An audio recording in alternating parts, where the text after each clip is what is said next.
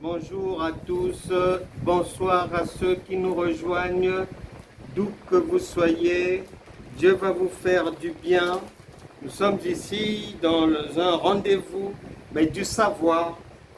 C'est votre serviteur, l'évangéliste Franck Cana, pasteur du Centre international d'évangélisation, église située 53, cité des Grévéléas, à Saint-Joseph, à l'île de la Réunion. Et le Seigneur va nous faire du bien. Nous ouvrons en janvier, après les fêtes, l'école internationale biblique et de la foi. Et j'invite toute personne qui voudrait apprendre, tout serviteur de Dieu qui voudrait ajouter à son savoir quelque chose, de très belles choses, ou qui voudrait rectifier des choses. Mais vraiment, inscrivez-vous. Les inscriptions sont lancées pour les futurs serviteurs de Dieu, les actuels serviteurs de Dieu et tous ceux qui veulent apprendre, parce que mais sur cette terre, il n'est pas interdit d'apprendre, et c'est celui qui connaît qui ne souffre pas. Et ceux qui connaissent le moins, eh ben, ils seront toujours les esclaves des autres, ils seront toujours derrière. Pour information, donc, comme il faut toujours ajouter de la connaissance à la connaissance, c'est le conseil de Dieu, vous avez les coordonnées qui vont être indiquées pour vous procurer les ouvrages pour ajouter à votre connaissance de la connaissance. Ici, je vous présente la vie nouvelle. Il faut prendre cela. Là, le dépouillement spirituel et sa conservation. Ici, ainsi est la foi. Ici, j'ai dit, vous êtes des dieux. Et ici, autopsie de la foi. Donc, vous avez les coordonnées pour vous procurer ces ouvrages. Vous avez le mail, numéro de téléphone, adresse, tout ce qu'il faut. Il n'y a plus d'excuses. À la fin, je reviendrai sur ces inscriptions à l'école internationale biblique et de la foi. Les cours destinés aux amis, et je les salue vraiment, je les embrasse tous, les amis de l'île Maurice. Nous débuterons les cours ensemble en présentiel à partir du 5 janvier. Je vous salue du côté de Terre-Rouge, du côté de Rochebois, du côté de Port-Louis, Rosille. Soyez bénis et on se retrouvera bientôt. Nous serons ensemble début janvier pour l'ouverture de l'année scolaire, la première année de l'école internationale biblique et de la foi. C'est sur 3 ans et la première année va débuter en janvier pour les amis de l'île Maurice, et pour les amis de l'île de la Réunion, de la France métropolitaine et d'ailleurs dans le monde. La rentrée se déroulera le 22 janvier. Il y a de quoi se renseigner, avoir les détails. Vous avez les coordonnées pour vous inscrire et le Seigneur vous fera du bien. La Bible déclare, 2 Pierre chapitre 1 verset 5, faites tous vos efforts pour joindre à votre foi la connaissance. Bien-aimés, chers serviteurs de Dieu, chers collègues, eh bien, c'est Dieu qui nous conseille de savoir lire les signes des temps. Le monde est bousculé, tout est chamboulé dans tous les domaines. Et les signes des temps nous montrent quoi? Nous montrent un changement dans le corps de Christ.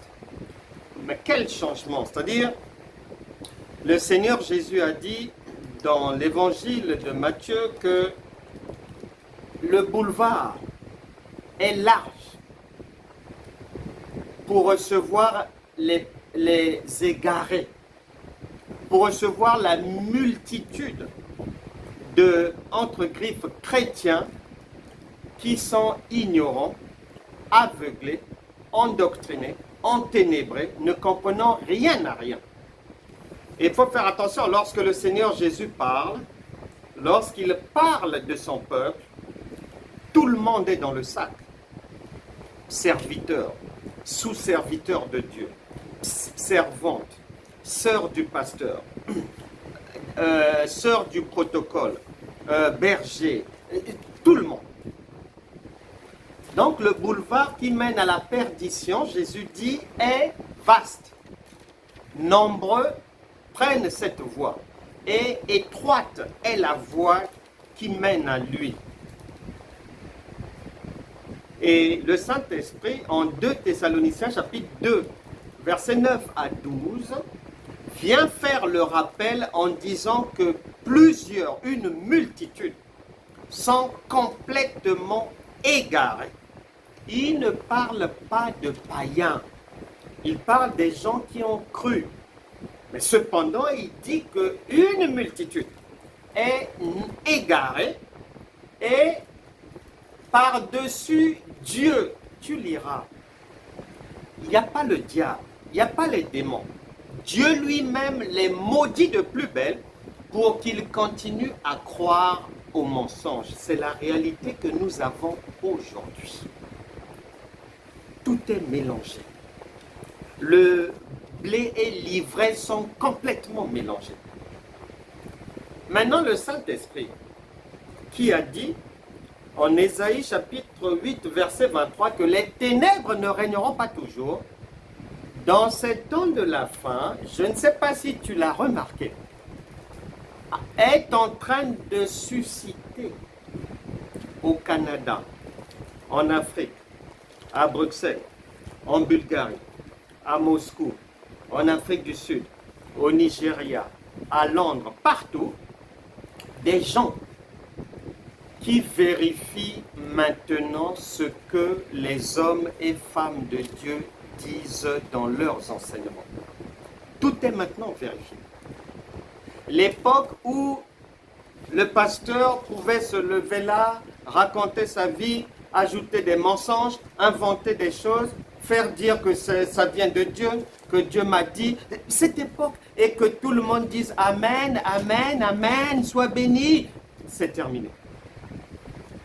Les réseaux sociaux sont là pour nous le démontrer. Tous les jours, des pasteurs, des prophètes, des apôtres, des servantes de Dieu sont mis à l'index. Enseignement mensonger. Enseignement traficoté. Faux enseignement. Enseignement inexact. Enseignement insuffisant. Tout est maintenant passé au peigne fin. Donc, moi, pour apporter ma pierre à l'entraide pastorale, afin que l'opprobre ne soit pas jeté un jour sur ta vie, sur ton travail, sur ton ministère, ma contribution dans cette entraide, c'est de tenir ce rendez-vous de temps à autre pour donner des indications, des cours doctoraux, pour permettre à chacun d'être éclairé et d'apprendre, de corriger, de rectifier, de se mettre en conformité avec la parole. Les gens deviennent de plus en plus exigeants. Il y a des caméras partout. Les réseaux de diffusion sont là, les réseaux sociaux. Moindre bêtise en balance. Donc, la récréation, on peut dire, est terminée. Où tu pouvais venir, tu blablates, racontes du n'importe quoi, tout et n'importe quoi, personne ne te contredit, il n'y a pas de contradicteur, les gens disent Amen, tu finis, tu prends ton sac, tu arranges ta veste, tu es content, tu penses que Dieu est content. Non, Dieu a maintenant suscité une armée de gendarmes, de policiers, dans tous les pays, partout. Les gens vont maintenant dans les églises vérifier. Ils se déplacent incognito. Donc, nous n'avons plus droit à l'erreur. Sinon, ça sera l'ignominie sur ta vie, sur ton travail, sur ton ministère. Ce n'est pas le but. Je voudrais donc, dans ce rendez-vous, que nous puissions avoir les éléments de réponse à deux questions fondamentales. La Bible déclare « Mon peuple périt faute de connaissance » Osée chapitre 4, verset 6. Et le sujet du jour, c'est de répondre à deux questions. Qu'est-ce que Dieu, pas les hommes, Dieu, appelle Église, et qu'est-ce que Dieu appelle enseignement ou prédication de la parole de la foi? Pas ce que les hommes appellent ainsi, non, la pensée de Dieu.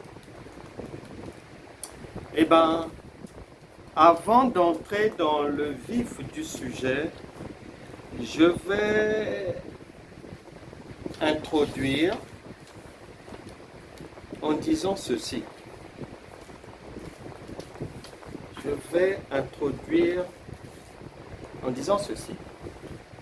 Jésus a dit que celui qui a des oreilles pour entendre puisse bien entendre.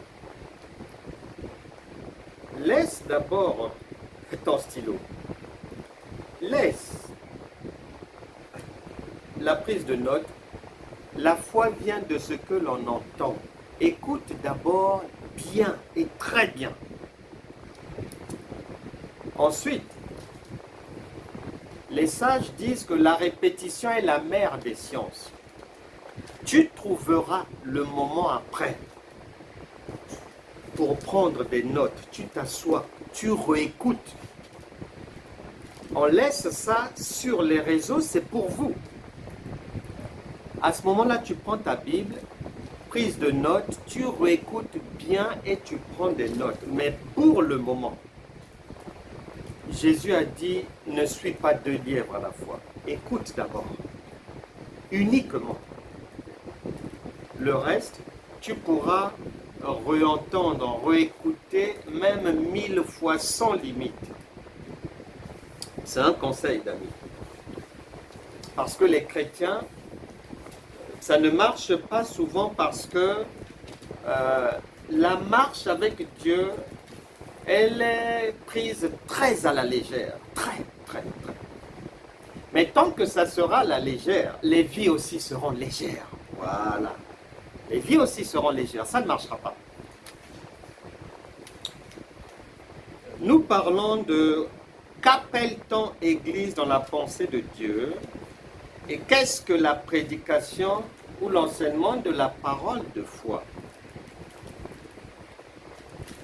Introduction.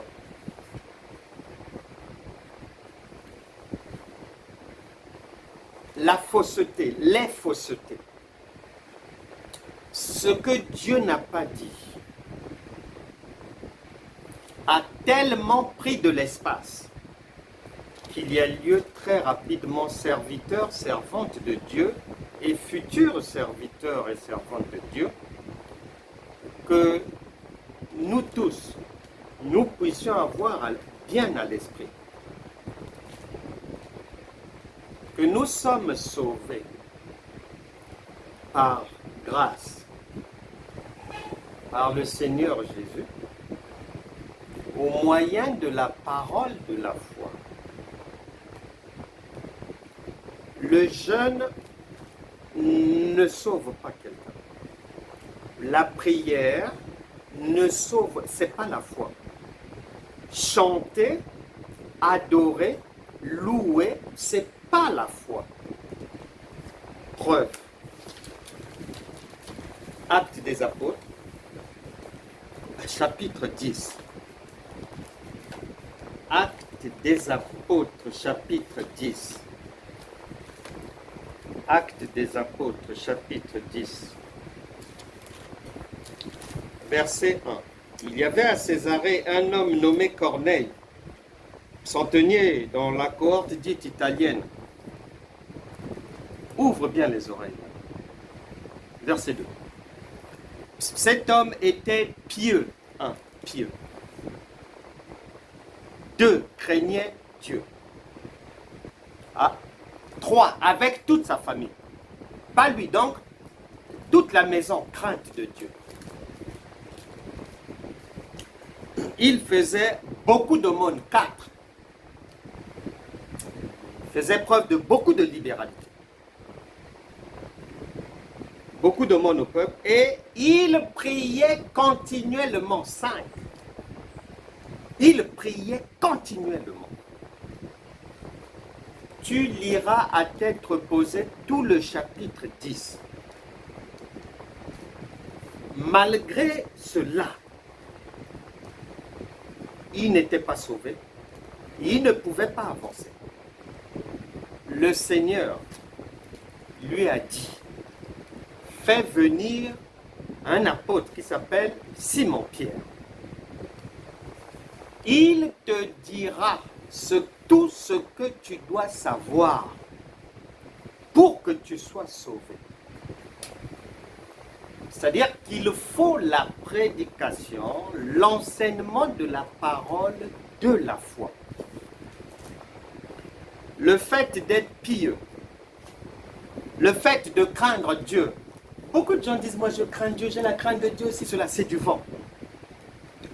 Tout ce blabla-là, c'est du vent, ça ne passe pas devant l'Esprit de Dieu. C'est zéro tout ça. Pieux, crainte de Dieu. Toute la famille dans la crainte de Dieu, remplie d'aumônes, faisait des aumônes. Donc l'argent, on n'achète pas Dieu. On n'achète pas le secours de Dieu. Très chers collègues. Et il priait continuellement. Il priait continuellement. Les prières ne peuvent pas permettre à quelqu'un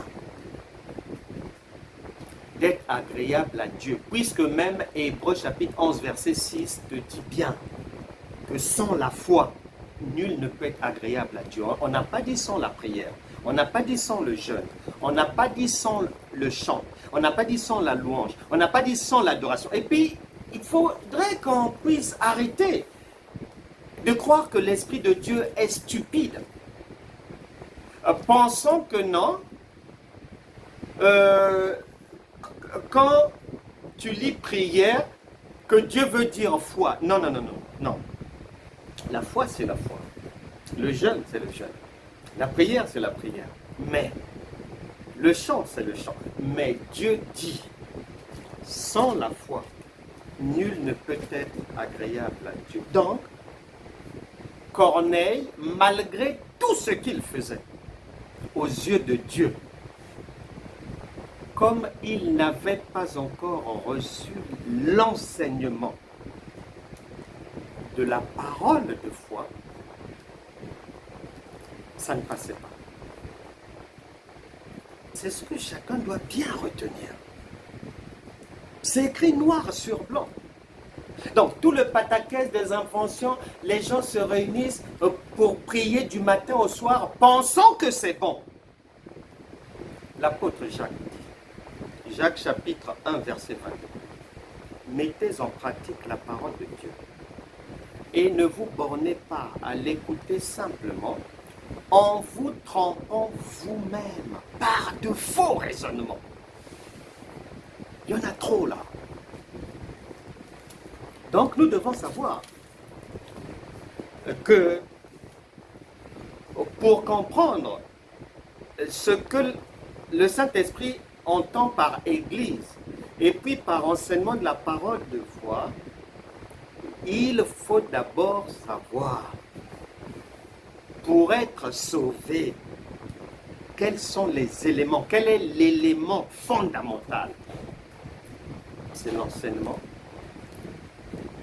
des apôtres et des prophètes. Ensuite, nous devons chacun avoir à l'esprit autre chose. On est sauvé par la parole, oui. Chacun doit savoir que cette parole, Dieu est un Dieu d'ordre, il a bien institué sa commission. Il a mis en place une commission. Et il a chargé ses serviteurs que vous êtes, que je suis, et que vous serez, d'aller apporter la bonne nouvelle. Éphésiens chapitre 4, versets 11 à 12. Maintenant, dans notre mission, il y a quelque chose à relever, à corriger rapidement.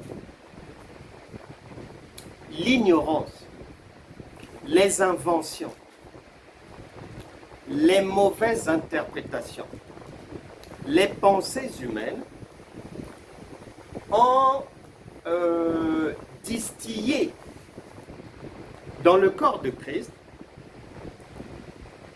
une idée faussement attribuée à Dieu, selon laquelle, lorsque Dieu a mis en place la commission, il a établi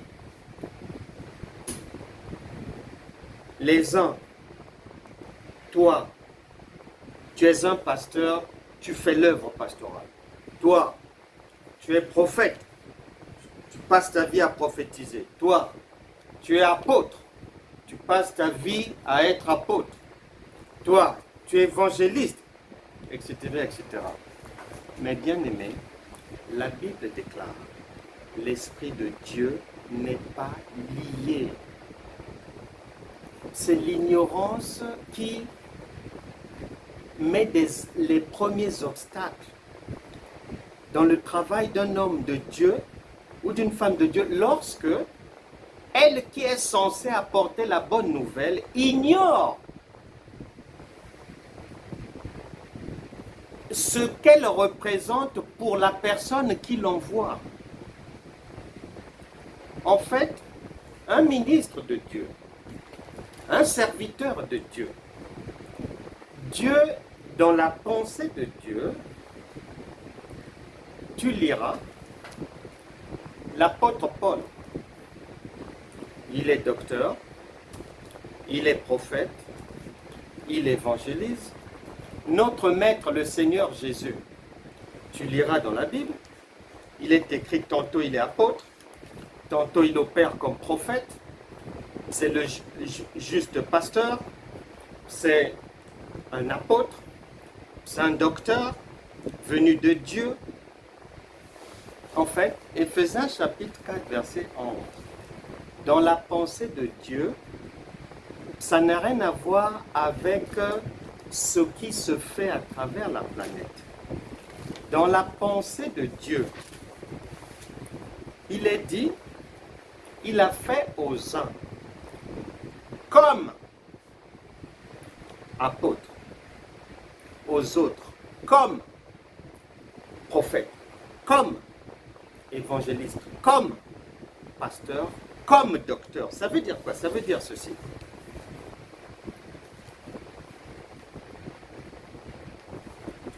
Lorsque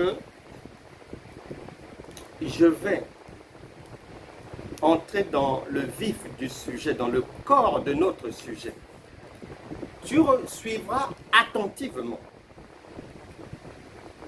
Lorsqu'on apporte la parole de Dieu, la bonne nouvelle, quand je vais parler, je vais tantôt le faire comme un prophète, tantôt le faire comme un docteur. Je vais virevolter, tantôt comme un apôtre. Pourquoi? Parce que le Seigneur Jésus a exercé le ministère qui a ces 5 branches-là. Le Saint-Esprit, en lui, il y a ces 5 branches. Donc, lorsqu'il vient en moi, en tant que serviteur de Dieu, c'est avec ces 5 branches-là. Et je vais les exercer. Maintenant, en général, l'homme ou la femme de Dieu est ignorant de la présence de ces 5 branches de la main de Dieu, ces 5 doigts de la main de Dieu en lui. Il se dit, il s'arrête à pasteur. Non, c'est l'ignorance. La Bible déclare que l'Esprit de Dieu n'est pas limité. La Bible déclare que l'Esprit de Dieu n'est pas lié. Tu ne peux pas lier Dieu. C'est un esprit. On ne peut pas lier un esprit. Donc, celui qui annonce la bonne nouvelle, dans son enseignement tantôt, il va parler comme un prophète, il va parler comme un docteur, il va balayer, il va. Parce que la Bible déclare, c'est Dieu qui met en nous le vouloir et le faire. Donc c'est lui qui sait que les gens qui sont en face, là, les gens qui écoutent ce public-là, celui-là, il a besoin d'un encouragement de type prophétique. Il reçoit. S'il entend bien, parce que la foi vient de ce qu'on entend, il reçoit. Celui-là, il n'a pas encore bien compris ce que veut dire devenir enfant de Dieu pendant la prédication. Si son cœur est disposé, il a une bonne écoute, il reçoit. Ce qui lui manquait comme compréhension, etc., etc. Et dans le ministère, les 5 doigts de la main de Dieu ont pour objectif des choses bien précises. Un apôtre, son rôle, c'est de répondre à la question « Quoi ?» Il nous parle de quoi? Réponse: de Jésus-Christ. Il nous parle de Dieu. Il introduit Dieu. Le prophète, lui, va répondre à la question « Pourquoi ?» Eh bien, parce que le peuple est abattu et le prophète va fortifier en disant « Ma sœur, il a dit, venez à moi, vous tous qui êtes chargés et fatigués, et je vous donnerai du repos. Ma sœur, ne pleure pas, il a dit que ton cœur ne se trouble pas. » La Bible déclare que c'est la parole, la prophétie par excellence. Dans Apocalypse, il est notifié que cette parole, c'est la prophétie par excellence. Donc, le prophète est là. Le moment prophétique, c'est le moment où l'homme de Dieu répond à la question que quelqu'un se pose dans sa tête, mais pourquoi il me parle de ce Jésus-là? Eh bien, pour te sortir des difficultés. Le prophète fortifie. Ça n'a rien à voir avec « Ah, ma soeur, Dieu me montre. Ah, ton soutien-gorge est rouge. Ceci, cela. Ah, mon frère, mais Dieu me montre. Peut-être que ta soeur, le diable est derrière elle. Elle va mourir. » Non, non, non, non, non, non, non. Ça, c'est 2 Thessaloniciens chapitre 2, versets 9 à 12. Quand le prophète va répondre à la question « Pourquoi ?», c'est-à-dire pour relever un cœur abattu, pour guérir quelqu'un, pour te sortir de la difficulté, quelqu'un va poser la 3e question à laquelle l'évangéliste va se charger de répondre. On pose la question « Comment ça va se faire ?» Et l'évangéliste dit, Romains chapitre 10, verset 9 à 10, « Si tu confesses de ta bouche le Seigneur Jésus-Christ et tu crois de tout ton cœur que Dieu l'a ressuscité des morts, tu seras sauvé. » Et il donne un témoignage d'appui, puisque c'est un témoin de Dieu. Maintenant, l'évangéliste habite au point A et la personne habite dans un autre pays. Donc la personne va lui poser la question, mais qui va m'apprendre ces choses-là? Eh bien, c'est le rôle du pasteur. Tu rejoins une église locale, maintenant, on va t'enseigner.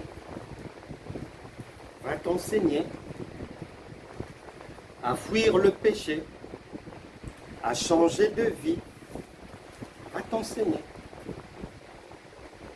Maintenant, à la fin,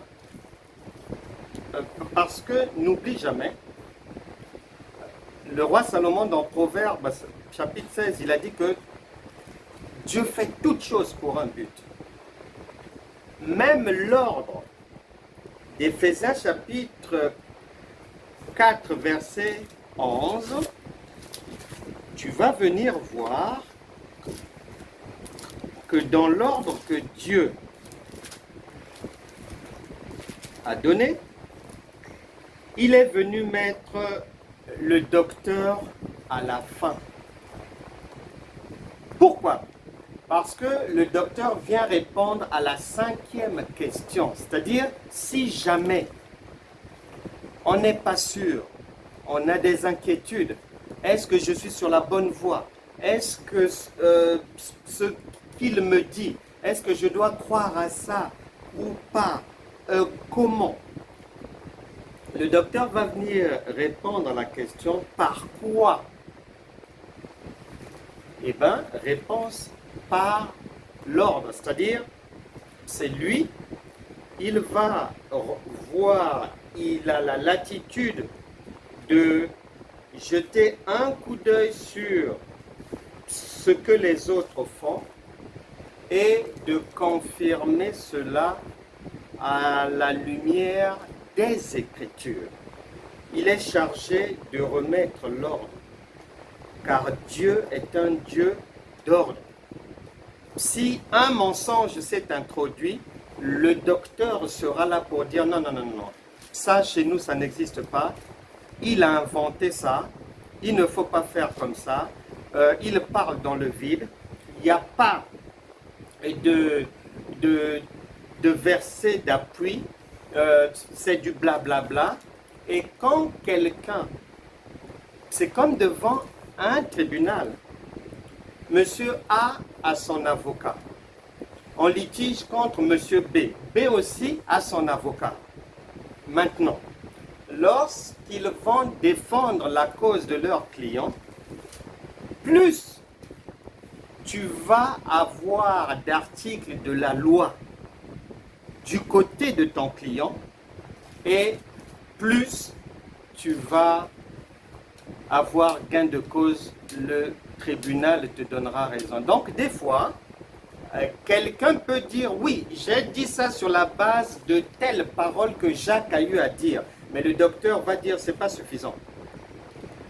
Parce que la Bible déclare que le témoignage de quelqu'un, on le reçoit sur la base, le propos de quelqu'un sur la base du témoignage au moins de 2 personnes. Donc, le docteur dira, il faut un deuxième verset. Et si l'autre aussi trouve d'autres versets, ils vont aller comme ça. Le docteur saura dire à quelqu'un, lui conseiller, ma soeur, fais attention, parce que là, c'est vrai, aimez-vous les uns les autres, mais n'oublie pas qu'il y a Matthieu chapitre 10, 36, qui dit quand même attention. Donc, le docteur est là pour remettre les choses dans l'ordre. Et pour quel but? La Bible déclare, Éphésiens chapitre 4, versets 11 à 12, pour le perfectionnement des saints. Et les évangiles disent, le Saint-Esprit dit, soyez donc parfaits comme votre Père céleste est parfait. Donc nous visons la perfection. Perfectionnement des saints, c'est la perfection, c'est pas être petit là, ah non, nous sommes des petits dieux, des enfants, rester éternellement enfants. Non, non, non, non, non, c'est pas le but. Le but, c'est la perfection. Le but, il a dit, tel il est, tel nous sommes dans ce monde. Donc le but, c'est de récupérer sa divinité. Un Dieu sur terre. Donc, dans l'exercice du ministère, pendant que tu vas annoncer la bonne nouvelle, il y aura des phrases qui seront tantôt dites sous l'angle prophétique, d'autres phrases tantôt sous l'angle de l'apôtre, d'autres phrases jusqu'à la fin. Maintenant, dans l'exercice du ministère, il va arriver des fois, bon, soit tu fais le choix de beaucoup plus œuvrer par un doigt de la main de Dieu. Je prends l'exemple de quelqu'un qui va plus œuvrer sous l'aspect évangéliste. Il est tout le temps dehors. Il parle de Dieu. Il fait souvent ça. C'est un choix. Mais il ne doit pas oublier que même en faisant cela, même inconsciemment, tantôt il basculera par là, tantôt il opérera comme un pasteur, etc., etc.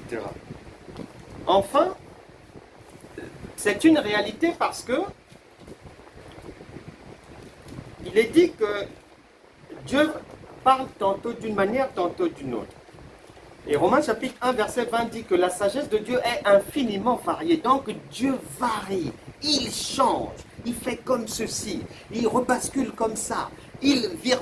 Donc il est changeant selon les endroits, selon les personnes, selon les situations, selon la maladie, selon les publics. Donc dans le ministère, peut arriver, tu arrives quelque part.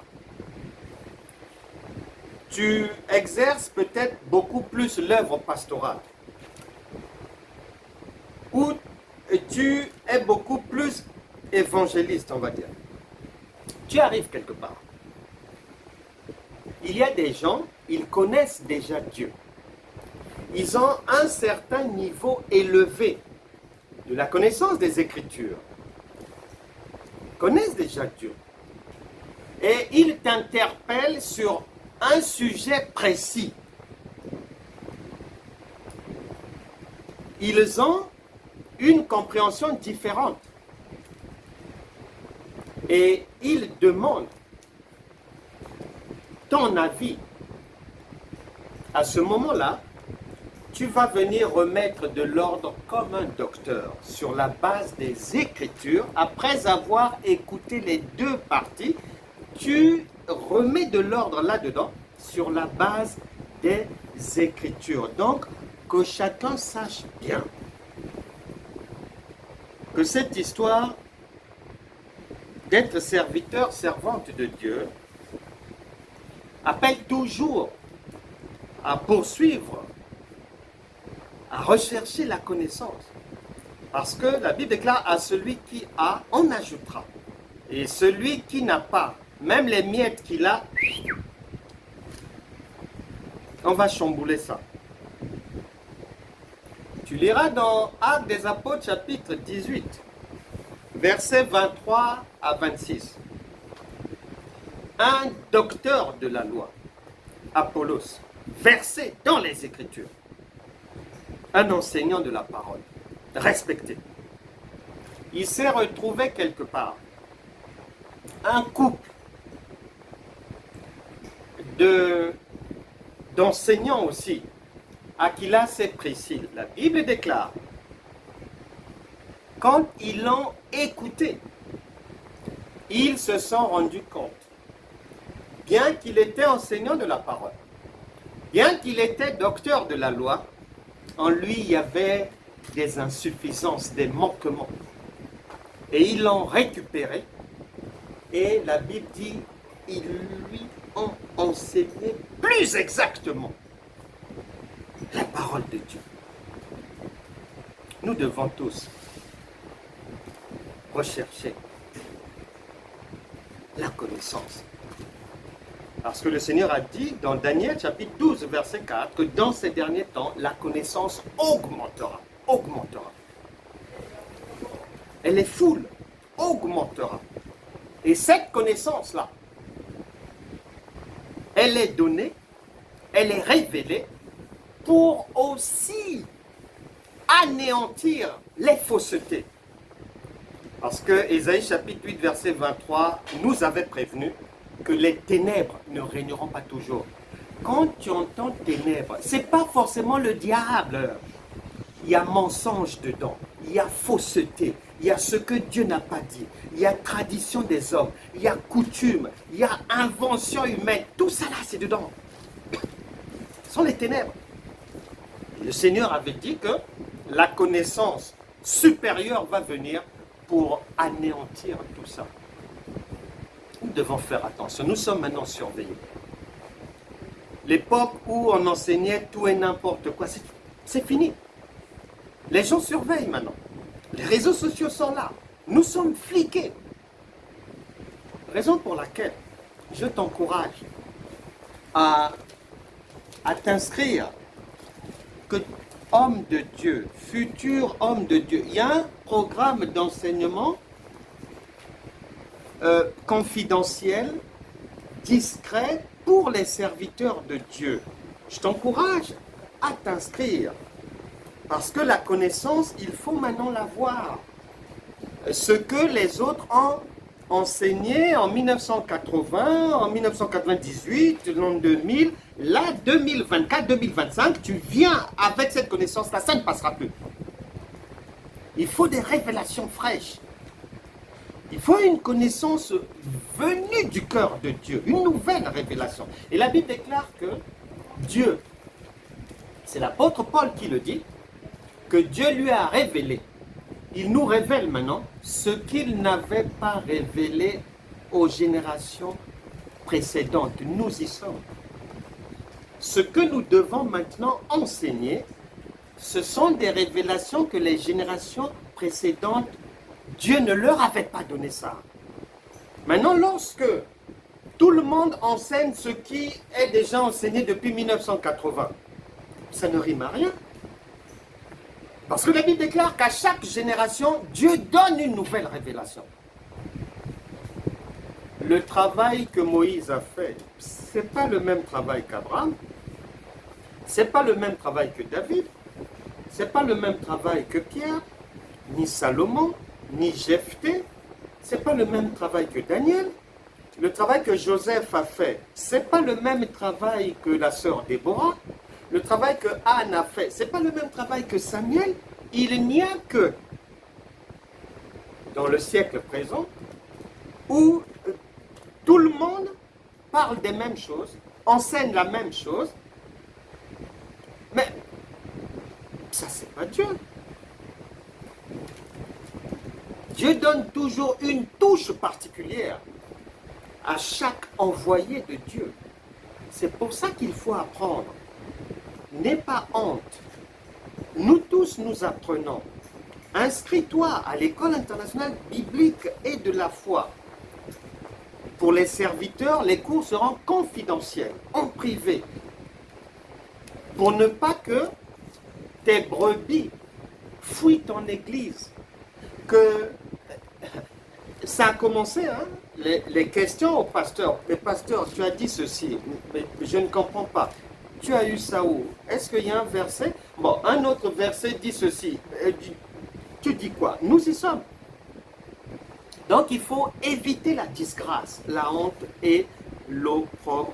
Et le Seigneur nous aidera à y arriver. La Bible déclare en Jacques chapitre 3 verset 1 qu'il n'y ait pas parmi vous beaucoup d'enseignants. Pourquoi? Parce que un enseignant, il doit connaître tout ce que tu viens d'entendre là. Et il doit aussi connaître ce que tu vas maintenant entendre, maintenant que nous rentrons dans le corps de notre sujet. Nous voulons répondre aux deux questions. Qu'est-ce que l'Esprit de Dieu appelle Église? Et qu'est-ce que l'Esprit de Dieu appelle enseignement ou prédication de la parole de la foi? Nous allons y répondre dans ce développement. Ma méthode, je vais répondre aux deux questions sur la base des Écritures et dans tout ce que je vais dire, ça va permettre à chacun d'apprendre beaucoup de choses fondamentales pour non seulement la marche avec Dieu, mais le service divin. Nous commençons donc notre marche et on va toujours s'appuyer sur la parole de Dieu. Première écriture, Matthieu chapitre 24, verset 28. Matthieu chapitre 24, verset 28. Et il est dit ceci. Matthieu 24, 28. Il est dit, en quelque lieu que ce soit, le cadavre, là, en quelque lieu que soit le cadavre, là s'assemblent les aigles. En quelque lieu que soit le cadavre, là s'assemblent les aigles. Cette parole est reprise puisque la Bible déclare il n'y a rien de nouveau sous le soleil. Et Dieu ramène toujours ce qui a été. Et la Bible déclare que Dieu parle tantôt d'une manière, tantôt d'une autre. Cette parole a été reprise puisque un ministre de Dieu ne répète pas, n'a pas pour vocation de répéter ce que l'autre dit ou fait. Non. C'est là où les vies des chrétiens n'avancent pas parce que les gens prêchent les mêmes choses. Ça ne marche pas comme ça. Matthieu l'a dit. Et écoute comment Paul va dire la même chose, mais autrement. Parce que chaque ministre a une touche particulière que le Saint-Esprit donne. 1 Corinthiens chapitre 1. 1 Corinthiens chapitre 1. 1 Corinthiens chapitre 1 verset 2. C'est l'apôtre Paul qui parle. À l'église de Dieu qui est à Corinthe, à ceux qui ont été sanctifiés en Jésus-Christ, appelés à être saints, et à tous ceux qui invoquent en quelque lieu que ce soit. C'est ce que Matthieu disait. Que en quelque lieu que soit le cadavre, là s'assemblent les aigles. Nous avons la réponse, nous sommes en train d'avancer, la lumière nous éclaire que, en fait, ceux qui s'assemblent en quelques lieux, Matthieu les appelle aigles, Paul les appelle saints. Donc c'est vous et c'est moi qui invoquent en quelque lieu que soit le nom de notre Seigneur Jésus-Christ, leur Seigneur et le nôtre. Donc, Dieu parle tantôt d'une manière, tantôt d'une autre. Matthieu parle d'aigle.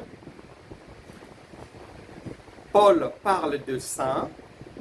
Les deux se rejoignent puisque l'Écriture ne se contredit jamais. Se rejoignent pourquoi? Parce que dans les quatre êtres vivants qui caractérisent le visage de Dieu, il y a l'aigle, Ézéchiel l'a dit, et l'apôtre Jean l'a vu dans sa vision dans l'Apocalypse. Et quand Paul parle des saints, eh bien un saint, c'est un enfant de Dieu, c'est un Dieu. Donc, si l'aigle est l'image aussi d'une face de Dieu, eh bien, ils se rejoignent, ils parlent de nous, des saints de vous et de moi, ils disent la même chose.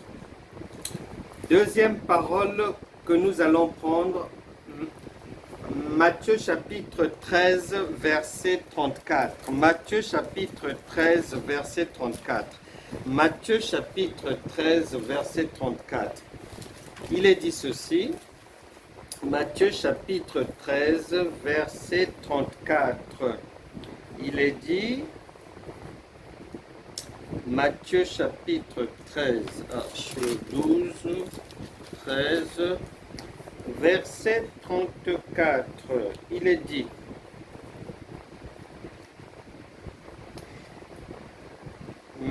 oh, 13, 34, voilà, j'y suis. Jésus dit à la foule toutes ces choses en parabole. Et il ne lui parlait point sans parabole. Il faut bien écouter. La parole de Dieu dit dans Matthieu chapitre 24, verset 35 que toutes choses passeront, mais les paroles de Dieu ne passeront pas. Donc, ce que l'on vient de lire jusqu'aujourd'hui, ça n'a pas été annulé, c'est d'actualité. Dieu parle toujours en parabole. La Bible déclare que Dieu est un Dieu qui se cache. Deutéronome chapitre 29, verset 29. Toujours en parabole. Donc, ce que tu lis là, c'est la parabole. Tout ça là d'ailleurs, tout ça là, c'est une parabole. Tout est en parabole. Donc, une parabole, tu ne peux pas la comprendre en français. Tu ne peux pas la comprendre en anglais littéral. Non.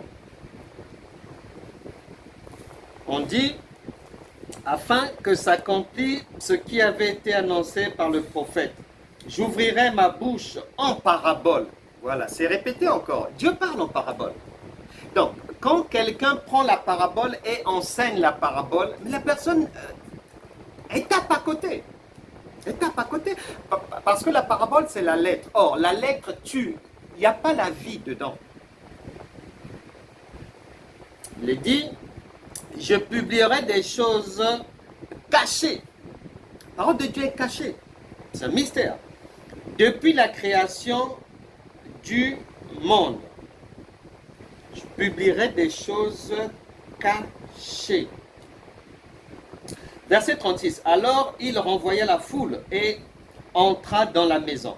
Ses disciples s'approchèrent de lui et dirent, explique-nous la parabole de l'ivraie du champ. Donc, jusqu'aujourd'hui, le Seigneur s'adresse à la foule. Dans la foule, il y a toi, il y a moi, nous recevons la même parole. Maintenant, la parole dit que cette parole, il y a une couverture. C'est une couverture qu'il faut soulever. Parce que la vérité se trouve sous la couverture. Et jusqu'aujourd'hui, Dieu n'a pas changé.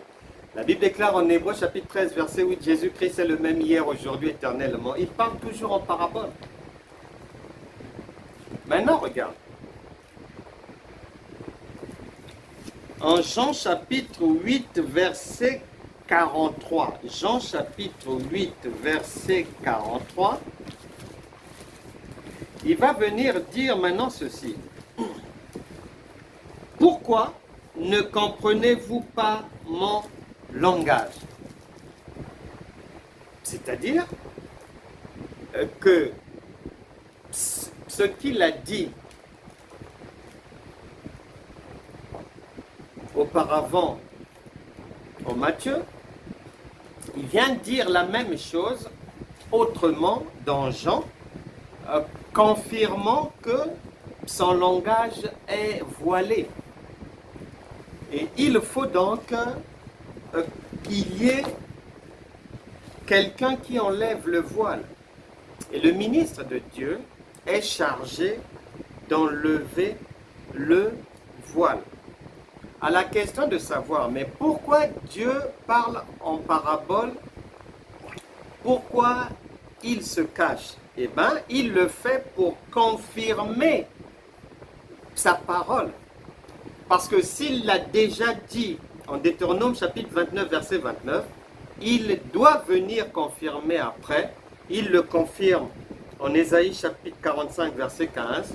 Et il le confirme jusqu'à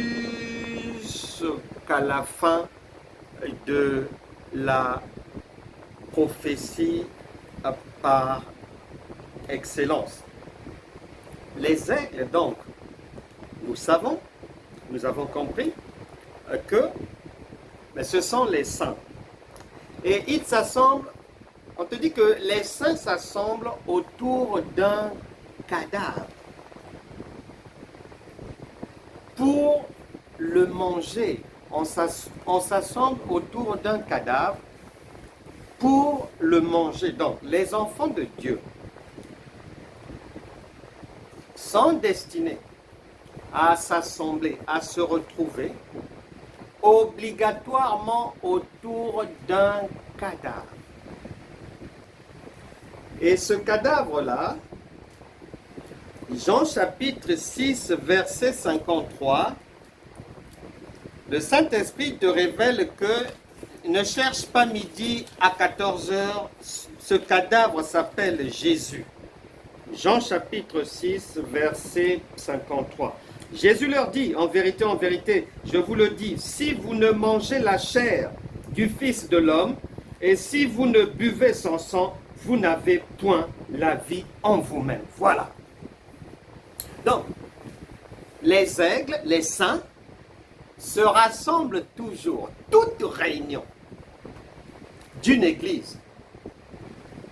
Le Seigneur appelle église, lieu où il y a un cadavre à manger. Voilà, obligatoirement. Obligatoirement. Toute église où il n'y a pas le cadavre, le rassemblement des saints, que la pensée divine appelle l'église, c'est là où il y a le cadavre de Jésus et que les saints doivent manger obligatoirement. Toute église où il n'y a pas de cadavre dans la pensée de Dieu, ce n'est pas une église. Si nous nous rassemblons par exemple pour prier, nous prions, Satan va là-bas, je te ligote, ceci, cela, je t'envoie à l'étranger, diable, allez-y, pendant 5 heures comme ça. Et que nous n'avons pas mangé le cadavre, nous n'étions pas en présence de Dieu. La Bible déclare que ce cadavre-là, Jésus lui-même dit, c'est moi. La vie passe par le repas qui consiste pour tout un chacun à me manger. Et il confirme cela, puisque ce cadavre s'appelle aussi la parole, puisque Jésus est la parole. Et c'est confirmé en 1 Corinthiens chapitre 11, verset 27. Et Jean chapitre 6, verset 35 vient confirmer, Jean chapitre 6, verset 53, que si quelqu'un ne mange pas le cadavre, il ne peut pas avoir la vie. Puisque Jésus dit, je suis le chemin, la vérité et la vie. Donc, obligatoirement, le cadavre doit être là obligatoirement. Obligatoirement. Maintenant, il y a lieu de savoir, que tout rassemblement, là où il y a un cadavre, n'est pas forcément une église. Pourquoi? Parce que il peut y avoir un faux cadavre, de faux enseignements. Et le Seigneur mais ne le souhaite pas, nous déconseille cela. On appelle église un rassemblement, tout lieu où il y a le cadavre, donc la parole, à manger. Et tout rassemblement n'est pas une église. 1 Timothée chapitre 4 verset 1. 1 Timothée chapitre 4 verset 1 dit ceci. Mais l'Esprit dit expressément que dans les derniers temps, quelques-uns abandonneront la foi pour s'attacher à des esprits séducteurs et à des doctrines de démons. Attention avec le Saint-Esprit. Sans quelques-uns, ce n'est pas deux, trois, hein, c'est le pluriel, c'est la multitude. Et aujourd'hui, dans le siècle présent,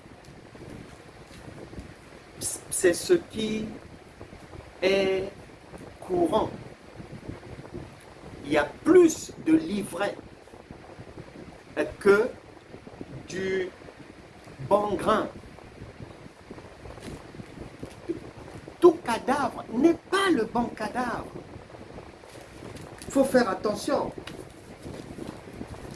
Il faut faire attention. Maintenant, le cadavre du Seigneur, on peut non seulement le reconnaître facilement, mais ce cadavre-là, tout n'est pas de te retrouver autour du cadavre, non. Pour que ça soit une église conforme à la parole, à la pensée de Dieu, il faut que ce cadavre soit réellement Jésus. La parole authentique. Et cette parole, lui-même il a dit, il faut me manger. Manger la parole, c'est-à-dire comme on nous sert sur la table, c'est comme Jésus a dit, lui il parle en parabole.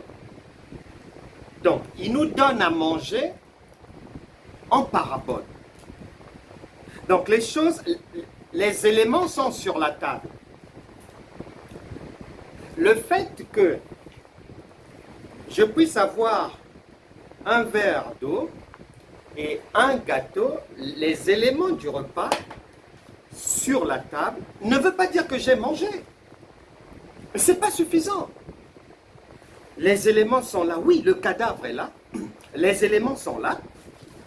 Maintenant, pour que j'en sois bénéficiaire, mais il faut que je mange, puisque Jésus lui-même a dit, si quelqu'un ne mange pas, il ne peut pas être guéri. Il ne peut pas être délivré. Il ne peut pas recevoir le repos. Il ne peut pas sortir des insomnies.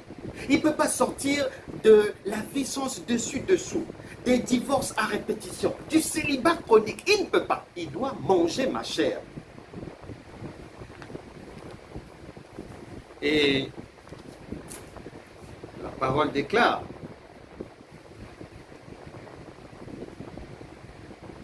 dans Matthieu chapitre 16, Jésus pose une question à ses disciples. Ils répondent. Et il n'y a que Pierre qui trouve la bonne réponse et qui répond. Matthieu chapitre 16, à partir du verset 16 à 19. Il répond que tu es le Christ, le Fils du Dieu vivant. Là, tu retiendras. La sagesse de Dieu est infiniment variée. Chaque chiffre que tu trouves dans la Bible, attention avec ça, c'est un repère pour toi. Sur 12 apôtres qui ont reçu pendant 3 ans et demi tous les mêmes enseignements du Seigneur Jésus, un seul a compris la parole. Pierre. Le Saint-Esprit te fait comprendre par là, dans ta vie, là où tu marches, ce que tu regardes, puisqu'il n'y a rien de nouveau sous le soleil. Ce qui a été, c'est ce qui est. Et c'est ce qui sera. Puisque la Bible déclare que Dieu ramène toujours ce qui a été. Donc ça veut dire dans ton environnement, dans ta vie, dans ton siècle, dans ton monde là, sur 12 serviteurs de Dieu, sur 12 pasteurs, apôtres, tout ce que tu veux, 12, sache qu'il y en a un seul qui a la révélation divine. Il y en a un seul qui a le cadavre, qui peut te donner la vie. Il y en a un seul qui a la parole révélée. Pierre le fut, le vœu de mon cœur, dans ce siècle présent, tu le sois aussi. Et maintenant, le Seigneur va dire à Pierre que c'est sur toi que je bâtirai mon Église. Là, le Saint-Esprit t'informe que jusqu'à ce jour-là, lorsque Jésus le dit, l'Église n'existe pas encore.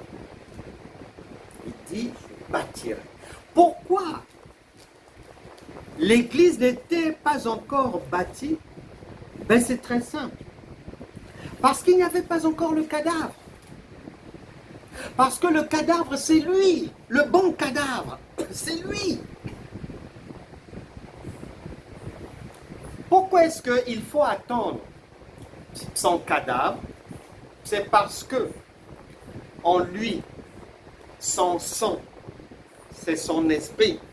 Son sang, c'est la vie.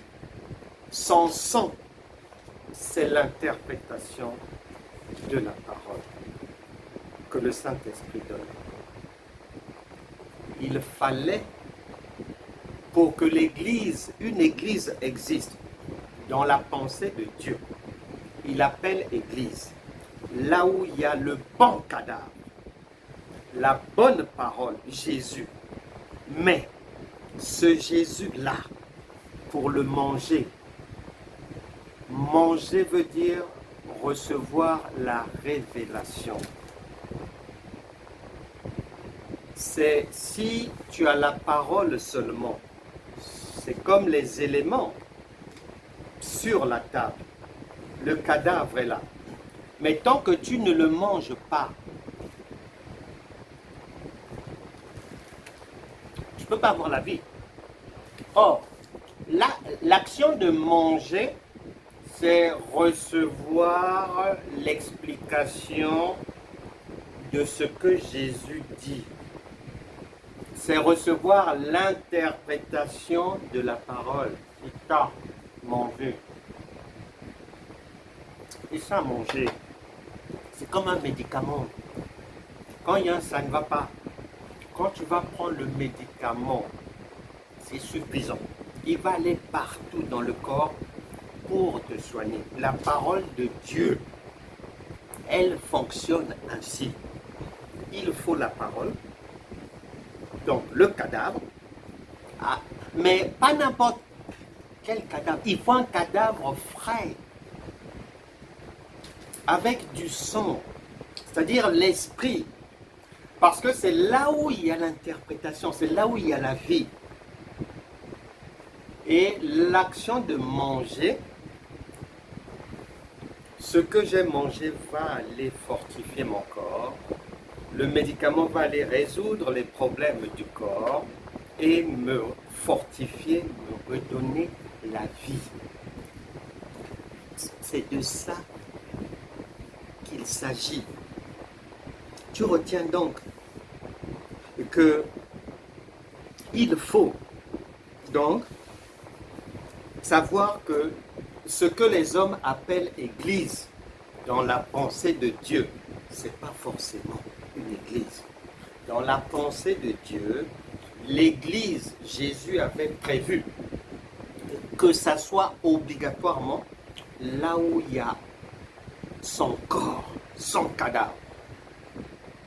Et que les saints soient là pour le manger. C'est-à-dire qu'ils aient le corps, le sang, c'est-à-dire l'interprétation de la parole. Maintenant, pourquoi ce cadavre doit être frais? C'est-à-dire il faut une parole révélée. Pourquoi? Parce que l'apôtre Paul a dit, Dieu nous donne à chaque génération une révélation qu'il n'a pas donnée aux générations précédentes. Ça veut dire il faut une révélation nouvelle, fraîche. Or, dans notre siècle présent, tu rentres dans 5 ou 10 églises, même 10. Si tu rentres dans 10 églises, tu sors de là, c'est-à-dire dans 9 églises, tu auras l'impression que ce que tu as entendu là, tu as déjà entendu ça, et même plusieurs fois. Plusieurs fois. Non, c'est pas bon, c'est pas le bon cadavre. Le bon cadavre doit avoir une interprétation, une révélation fraîche. Pourquoi? Parce que l'aigle ne mange pas le cadavre pourri. L'aigle mange ce qui est frais. Ce sont les hyènes qui mangent la pourriture et tout. L'aigle, c'est du haut de gamme comme cadavre. Du haut de gamme. Frais. Il faut savoir, chaque mot que la parole utilise, Dieu fait tout pour un but.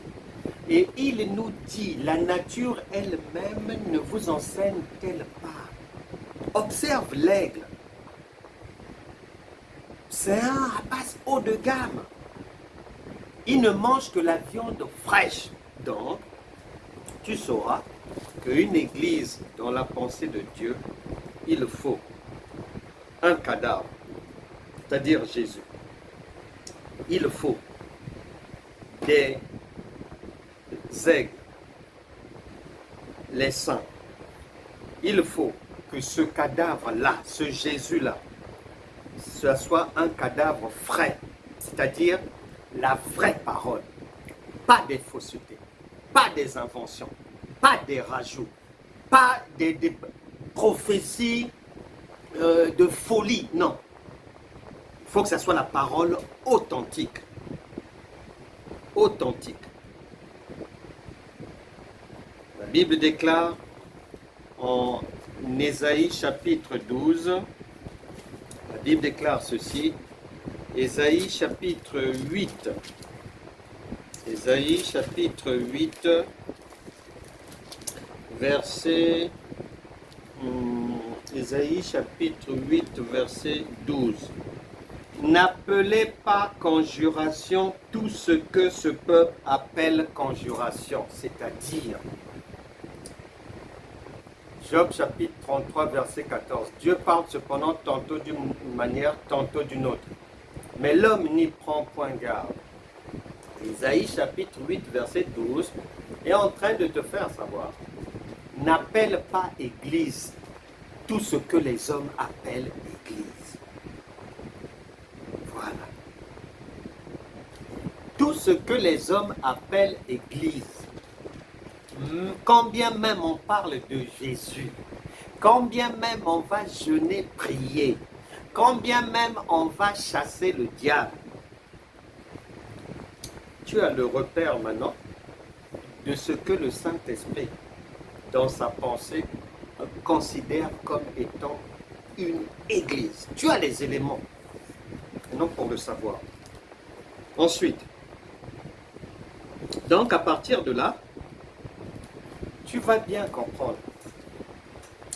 que la plupart de ce qui est appelé église, et il ne faut pas que tu fasses ainsi, la plupart de ce qui est appelé église, les prédications ou enseignements n'ont rien à voir avec la parole de Dieu. La prédication de la parole de Dieu, l'enseignement de la parole de foi, c'est ce que nous sommes en train de faire.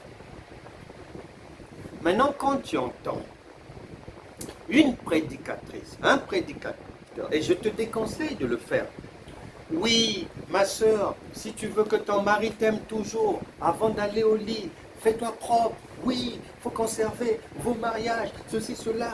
Et il vous aimera. Vous devez savoir, mais comment conserver votre mariage, etc., etc. Ça, c'est la morale humaine, la philosophie humaine, l'encouragement humain. Tout ce qui s'appelle psy le font aussi. Ils encouragent les gens. Ils le font, c'est pas la parole. Oui, mon frère, même si elle est partie, ne t'en fais pas. Une de perdue, 10 retrouvés. La Bible déclare, le juste vivra par sa foi. Tu retrouveras une autre femme. Dieu est amour, il t'enverra la bonne épouse, etc., etc. Ça, c'est de l'encouragement saupoudré par un ou deux versets. C'est pas la parole. C'est pas le cadavre. C'est pas un cadavre, ça. Mais le Seigneur nous avait prévenu, la plupart vont s'égarer, mon peuple périt faute de connaissance, et je vais les maudire pour qu'ils, je vais leur envoyer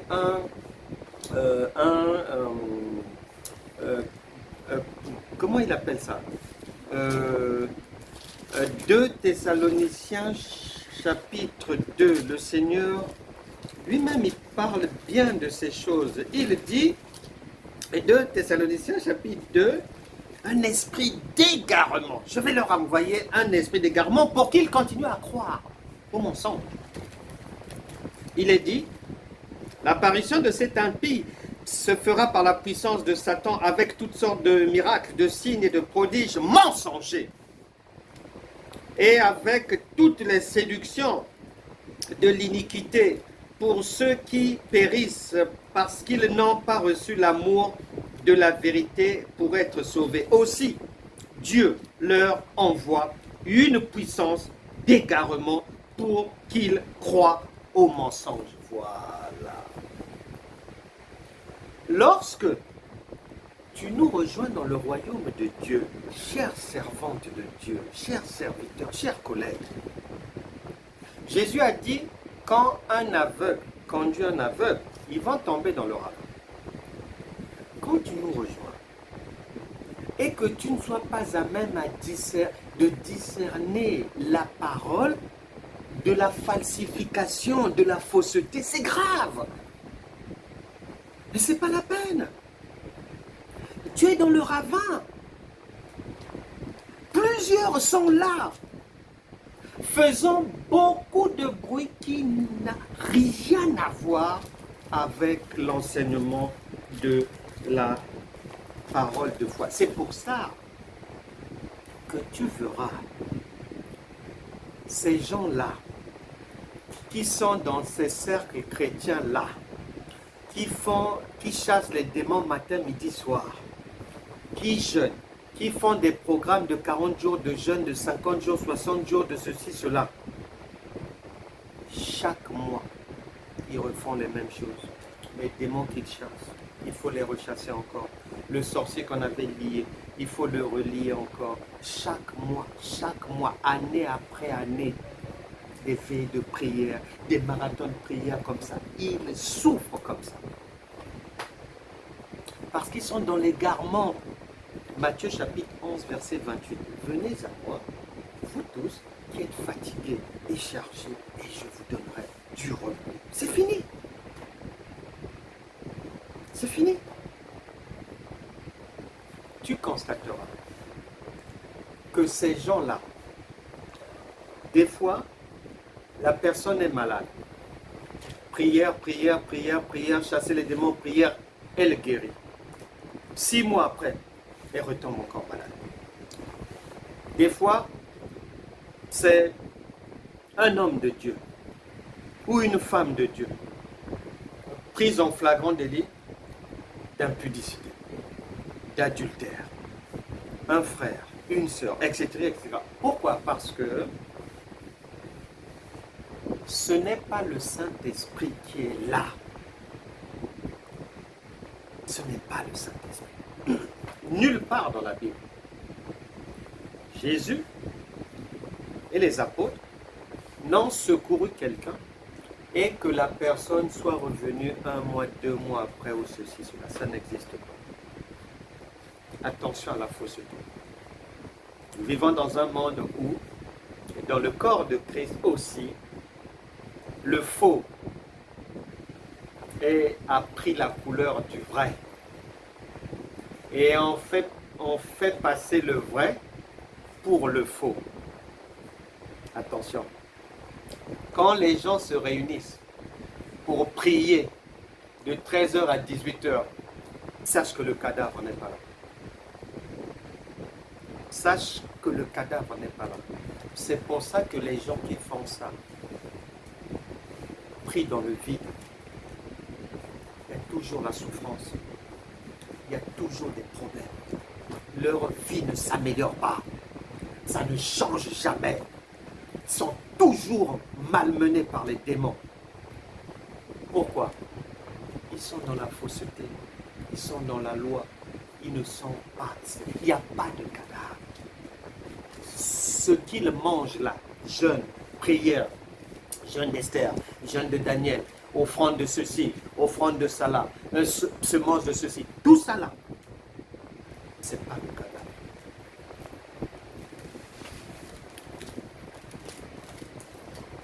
Donc les aigles mangent le cadavre avec du sang frais. C'est-à-dire, quand ils vont manger, c'est la révélation fraîche. Ce ne sont pas les choses enseignées depuis 1975 que tu vas toi reprendre encore et mettre au goût du jour. Non, c'est un ancien cadavre. C'est déjà pourri. Ce n'était pas pour toi. Si quelqu'un mange seulement la chair, il y a autre chose encore. Tout n'est pas de manger.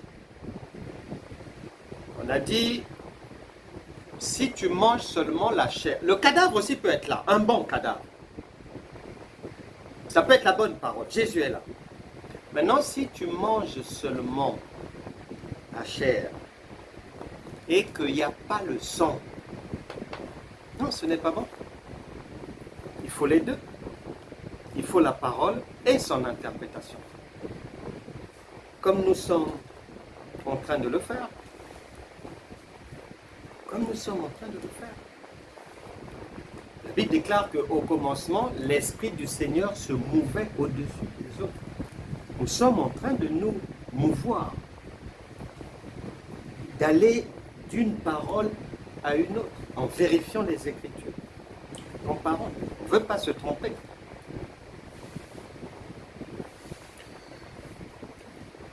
Et la Bible déclare que la parole, 1 Jean chapitre 1, verset 1 à 3. Son explication, Jean chapitre 6, verset 53.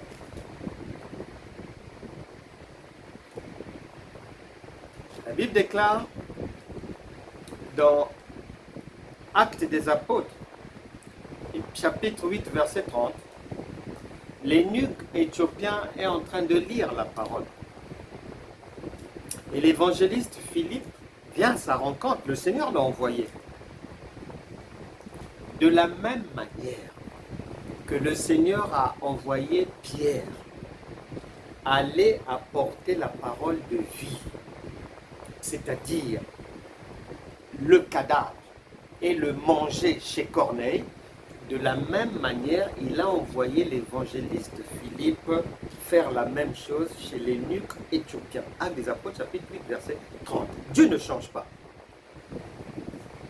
L'eunuque dira quoi? Lorsque Philippe lui demande s'il comprend, il dit, mais si quelqu'un ne m'explique pas, Philippe lui dit, comprends-tu ce que tu lis? Et il dit, mais si quelqu'un ne m'explique pas, nous vivons dans un monde où la plupart de ceux qui lisent la Bible, toutes personnes confondues, ne comprennent pas la parole. et n'ont pas l'explication. Mais ils enseignent. Ils enseignent une viande non immolée. Ils enseignent la lettre. Ça ne marchera pas.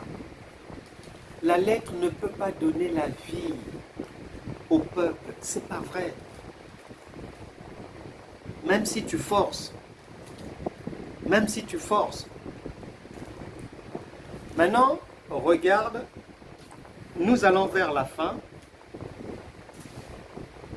Prochainement, je parlerai des conséquences pour toi, pour moi, serviteur de Dieu. Des risques encourus lorsque nous présentons au peuple 1. Ce qui n'est pas un cadavre. 2. Un cadavre pourri. 3. Un cadavre, mais vidé de son sang. Lorsque nous présentons cela au peuple, je parlerai des conséquences pour nous, serviteurs et servantes de Dieu. C'est le lion de la tribu de Juda, le Saint-Esprit, qui est en toi, qui va te dévorer. Dévorer veut dire quoi? Tu étais bien, tu tombes malade. Pendant que tu te bats avec la maladie, la femme veut divorcer. Au moment où tu essaies de te battre au tribunal là-bas avec trouver un avocat, ceci, cela, un enfant tombe aussi malade.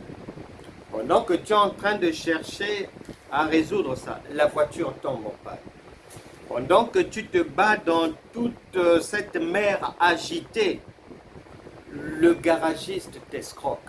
Il prend ton argent, il ne répare pas. Pendant que tu es en train de boire la tasse de la vie, les impôts t'écrivent. Tu nous dois. Pendant que tu es en train de crier au secours en jeûne et prière, les services sociaux te convoquent là-bas. L'enfant a fait une bêtise à l'école, etc., etc. Écoute, lorsqu'il n'y a pas de cadavre, lorsque c'est un cadavre pourri, lorsque c'est un cadavre vidé de son sang, lorsque ça ne cadre pas avec ce qui est prévu. 1 Corinthiens chapitre 11. Écoute bien la sanction. 1 Corinthiens chapitre 11. C'est pour ça qu'en tant que collègue, on doit s'entraider. On doit s'entraider. Et la prochaine fois, lorsque je parlerai des conséquences de l'absence du cadavre avec le sang, eh ben, tu te retrouveras peut-être. Parce que beaucoup de serviteurs, servantes de Dieu et leurs enfants souffrent. Pourquoi? Lorsqu'il n'y a pas le vrai cadavre, il n'y a pas le sang, lorsque le peuple est nourri avec des cadavres frelatés. 1 Corinthiens chapitre 11, verset 27. Les conséquences. Verset 1 Corinthiens, là je suis à 2 Corinthiens, 1 Corinthiens chapitre 11. Les conséquences, lorsque c'est pas le bon cadavre, et lorsque la brebis mange ce qui est impur. 1 Corinthiens 11, 27. C'est pourquoi celui qui mange le pain ou boira la coupe du Seigneur indignement, c'est un faux cadavre, une mauvaise parole, des faussetés, des rajouts, du blabla, du vent. Une personne fait un rêve. Elle voit peut-être dans le rêve comme ça, le Saint-Esprit lui dit, ne mets plus de rouge à lèvres.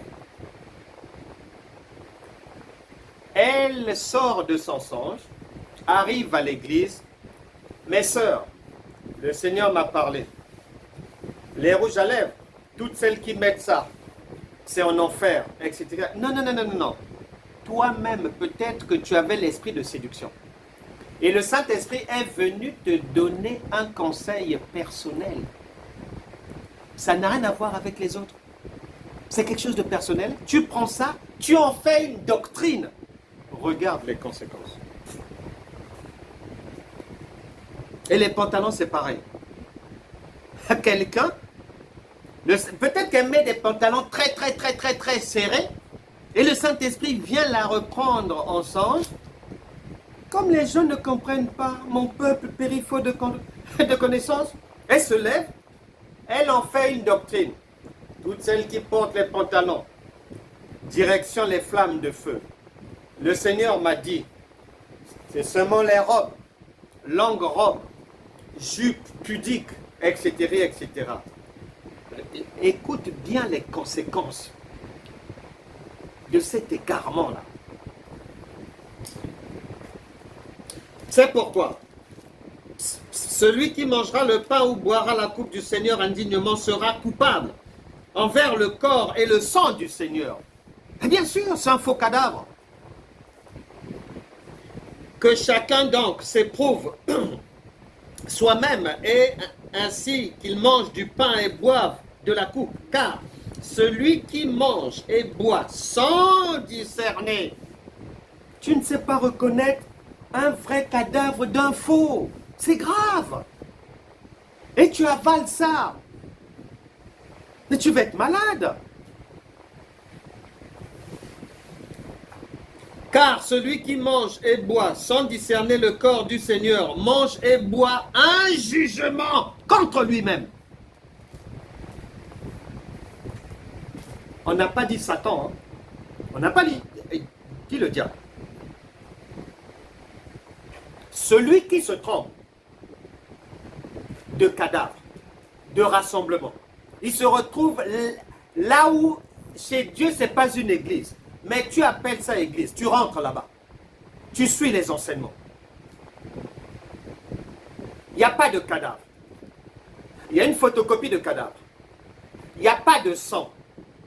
Et s'il y a un cadavre, il n'est pas frais, il est pourri.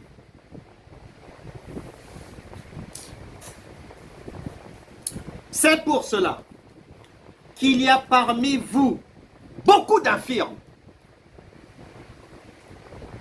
et de malades. Beaucoup de chrétiens malades partout là. Et qu'un grand nombre sont morts. Beaucoup de chrétiens meurent là. Du fait de l'ignorance. Faux enseignement. Enseignement insuffisant. Un cadavre qui n'est pas un cadavre. On appelle cadavre. On applaudit même. Alléluia, amen, amen. Ah bon?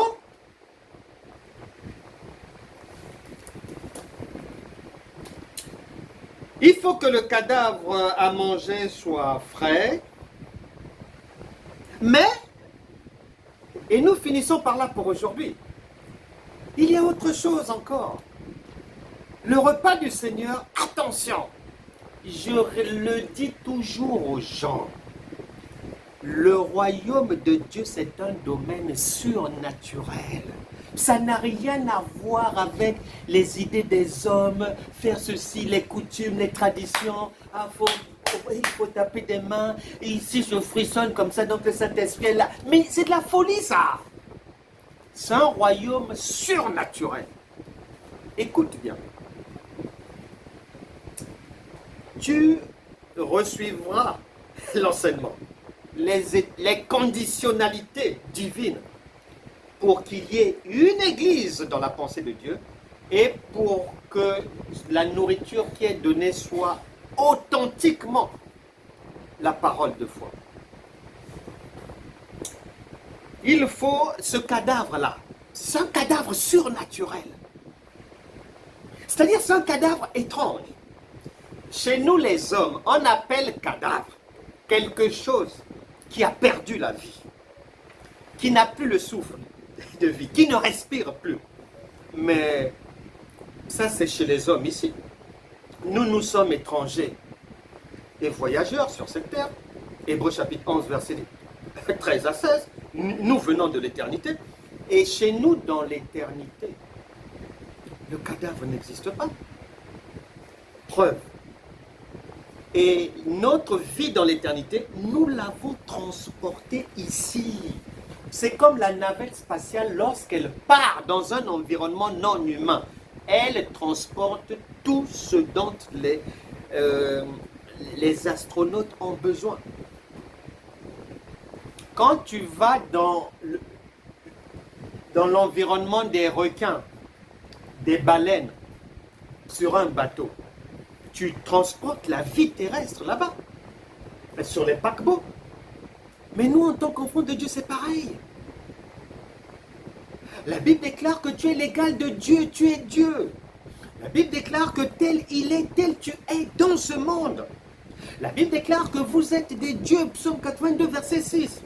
La Bible déclare que Dieu nous a fait à son image. La Bible déclare que vous êtes de la race de Dieu. Ce cadavre-là, comme c'est un cadavre qui vient de l'éternité, n'oublie pas, Dieu s'est fait chair. Il est venu d'où? De notre pays, de l'éternité. Et il est rentré dans l'environnement terrestre. Il s'est fait chair. Et après, il se sacrifie pour nous. Et nous le mangeons, lui qui est la parole. Maintenant, écoute bien la particularité de son cadavre. C'est un cadavre qui est comme une pièce. Et tu dois savoir retrouver ce cadavre. Parce que Dieu a posé des jalons de reconnaissance. Il a donné à ses enfants, ses serviteurs, le don du discernement des esprits. La particularité de ce cadavre, c'est que tu le manges et lui te mange. Tu le manges et en même temps que tu es en train de le manger, lui aussi te mange. C'est le rendez-vous du donner et du recevoir. La Bible déclare dans Actes des Apôtres, chapitre 20, verset 35, il y a plus de bonheur à donner qu'à recevoir. Preuve. Il faut toujours parler à l'appui des Écritures, parce que Dieu a ses propres témoins.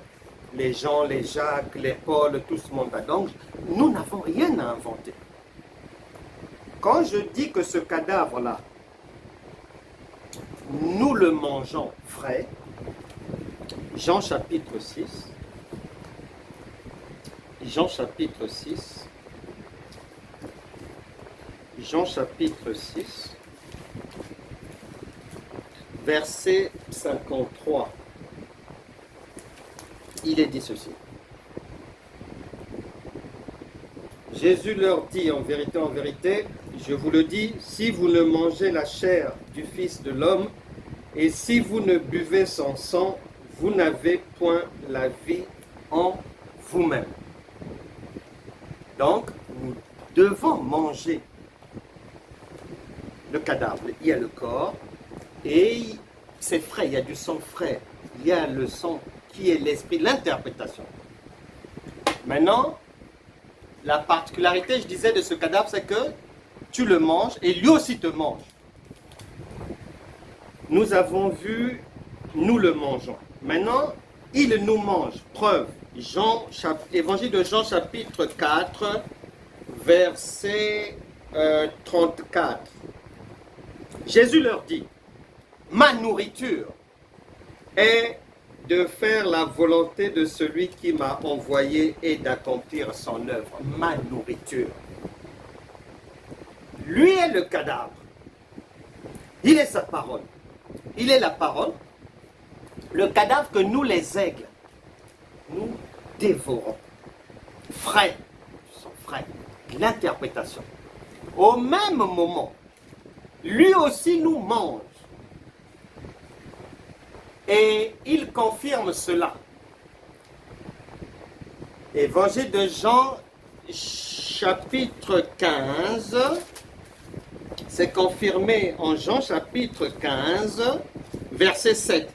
Si vous demeurez en moi, et que mes paroles demeurent en vous, si vous demeurez en moi, et que mes paroles en vous, c'est bon.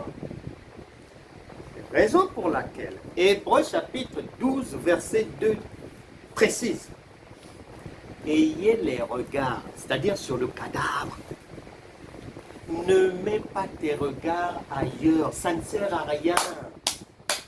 Si tu chantes, tu lèves les mains, c'est bien tout ça. Mais assure-toi d'abord d'avoir mangé le cadavre avant de chanter, avant de sauter. Sinon, tu vas perdre ton temps dans des réunions de veille de prière qui durent longtemps. On parle de ceci, on parle de cela, on refait la vie de Satan, on refait les vies des démons, la démonologie, toutes sortes de... Non, ça ne se joue pas là-bas, ça se joue là où il y a le cadavre. Hébreux chapitre 12, verset 2 dit « Ayez les regards sur Jésus, le consommateur de notre foi. » Voilà, il consomme. Un consommateur. Oui. Oui. Il consomme. C'est un cadavre spécial. C'est pour ça que le Seigneur dira, Jean chapitre 11, verset 25. En allant ressusciter Lazare, que je suis la résurrection. C'est un cadavre qui ne meurt jamais. C'est celui-là. C'est là où celui-là se trouve. C'est ça une église. C'est là où celui-là est servi en repas. C'est ça l'enseignement de la parole de foi. C'est pour ça que Pierre dira dans Jean chapitre 6, 68, « Seigneur, à qui irions-nous? C'est toi qui as les paroles de la vie. » Et 1 Jean chapitre 5, verset 20 dit qu'il est la vie éternelle. Confirmation encore, puisque la parole de Dieu, il ne faut pas mentir. Il ne faut pas ajouter. Bon, elle nous interdit que j'imagine une interprétation personnelle et tout. Non, non, non, non, non. Tout ce que j'ai dit, tu reprendras l'enseignement. Chaque argument que j'ai donné, j'ai justifié par les Écritures. Rien n'est sorti de mon père ou de ma mère. Rien. J'ai justifié par les Écritures. Ce cadavre-là, confirmation supplémentaire que c'est un cadavre qui ne meurt jamais. Jean chapitre 12, verset 34 dit ceci. Jean chapitre 12, verset 34 dit, « La foule lui répondit, « Nous avons appris par la loi que le Christ demeure éternellement. » Et cette parole est confirmée par Hébreux chapitre 7, verset 24, que le Christ ne meurt jamais. Et c'est ce repas-là auquel nous sommes invités autour de ce cadavre. Et chers collègues serviteurs, je vous invite donc à ne servir dans votre œuvre que l'authentique cadavre. L'authentique cadavre.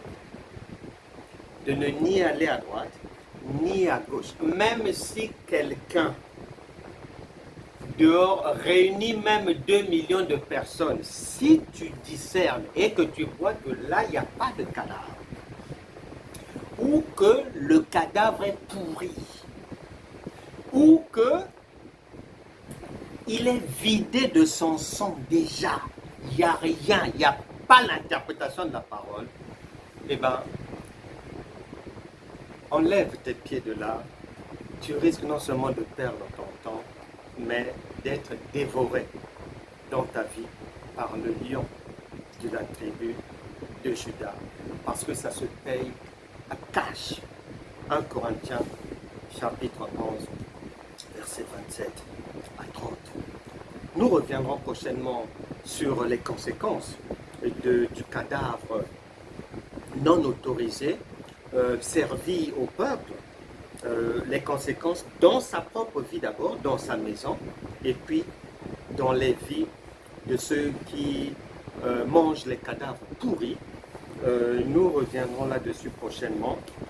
Je rappelle donc que c'était votre collègue et serviteur, l'évangéliste Franck Cana, pasteur de l'Église Centre Internationale d'Évangélisation. Si vous êtes à l'île de la Réunion, vous pouvez venir, 53 cité de Révilléas. Nous sommes à Saint-Joseph.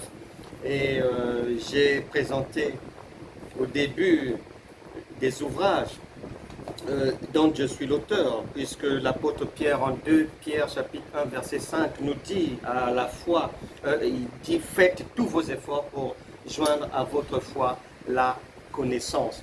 Je vous conseille de prendre attache avec nous, vous avez les mails, les coordonnées pour vous procurer la vie nouvelle, vous procurer le dépouillement spirituel et sa conservation, vous procurez l'ouvrage Ainsi est la foi, vous procurez l'ouvrage J'ai dit vous êtes des dieux, ou encore mon dernier ouvrage intitulé Autopsie de la foi. Nous ouvrons 2 écoles bibliques intitulées École internationale biblique et de la foi, une à l'île Maurice. Les cours de la première année, c'est un cursus sur 3 ans. La première année débute du 5 janvier au 30 juin 2025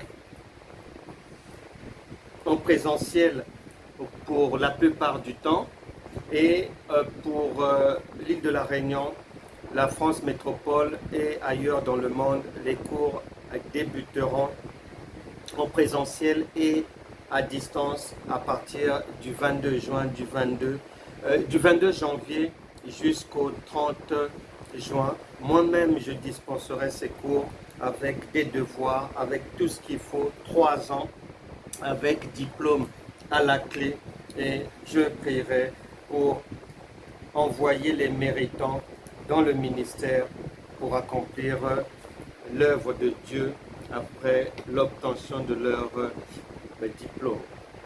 Chers collègues et serviteurs de Dieu, la Bible déclare dans l'évangile de Jean chapitre 3 qu'un docteur de la loi, respecté, distingué, Nicodème, il se gênait des autres la journée, il est allé voir le Seigneur Jésus de nuit pour apprendre. La Bible déclare, Matthieu chapitre 24, verset 35, toutes choses passeront, mais les paroles de Dieu ne passeront pas. Ça veut dire que ce cas de Nicodème est toujours d'actualité. Tu peux venir vers nous, tu peux me contacter, tu auras de l'aide d'une manière confidentielle, d'une manière particulière.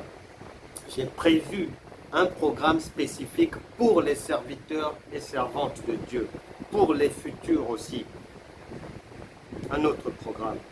Et je donne aussi du conseil. Vous pouvez me consulter. Vous avez les coordonnées. Pour tel ou tel aspect, j'accompagne les serviteurs de Dieu à mettre un peu d'ordre dans leur manière de faire, dans leurs enseignements, un peu de propreté, un peu de mise en ordre là-dedans. C'est ce que je fais aussi. Vous serez toujours les bienvenus. Donc n'hésitez pas à vous inscrire, à prendre contact. Si c'est pour s'inscrire pour l'école internationale biblique et de la foi, soit de l'île Maurice, soit de la Réunion, soit de la France métropolitaine ou d'ailleurs, si c'est pour des conseils, si c'est de la consultation, de l'accompagnement spirituel, professionnel et autres, il n'y a pas de problème, vous pouvez le faire. École internationale biblique et de la foi. Pourquoi? Parce que école biblique, institut biblique, études bibliques, ça rime avec des choses qu'on va apprendre, mais qui ne changent pas la vie. Dieu ne nous a pas destinés à obtenir des enseignements improductifs, non. La parole de Dieu vise toujours les mêmes objectifs. Si tu apprends quelque chose, c'est pour qu'ensuite, à travers toi, les morts ressuscitent, les aveugles puissent voir, les muets entendent, les muets parler, les sourds entendent, les démons chassés, les malades guéris, et ceux qui ont le sommeil troublé retrouvent, qu'ils puissent retrouver un sommeil doux et agréable. Car le Seigneur a dit, venez à moi, vous tous qui êtes fatigués, chargés, et je vous donnerai du repos. Donc, études bibliques, c'est bien, mais l'expérience a démontré que généralement, ce que les gens apprennent, c'est une connaissance improductive, stérile, abstraite. Ce n'est pas le but de Dieu. Donc, nous donnons études bibliques plus la foi, c'est-à-dire mise en application des apprentissages bien ciblés, car les objectifs de Dieu restent les mêmes. Actes des Apôtres chapitre 10, verset 38, Jésus-Christ va, vous savez vous-même comment Dieu a oint du Saint-Esprit et de force Jésus de Nazareth. Il le fait maintenant à travers ses ministres, à travers vous. Il va de lieu en lieu, faisant du bien et guérissant tous ceux qui sont sous l'empire du diable. Que Dieu vous bénisse vraiment. On se retrouvera pour l'église locale demain, dimanche, ici à Saint-Joseph, à 9h30, 53, cité des Grévéléas. Je salue les amis de l'île Maurice. Je salue la prophétesse Kajal, le bien-aimé serviteur de Dieu Pravesh. Je vous salue, je salue vos collaborateurs, toute la famille en Christ là-bas, tous les frères, les sœurs de l'île Maurice. Nous vous embrassons. On se retrouvera bientôt. Début janvier, nous serons ensemble pour l'ouverture de l'école internationale biblique et de la foi à l'île Maurice. Pour les amis d'ailleurs, nous vous aimons, nous vous saluons, que Dieu vous bénisse. C'était un moment agréable. On se retrouvera prochainement. Au revoir.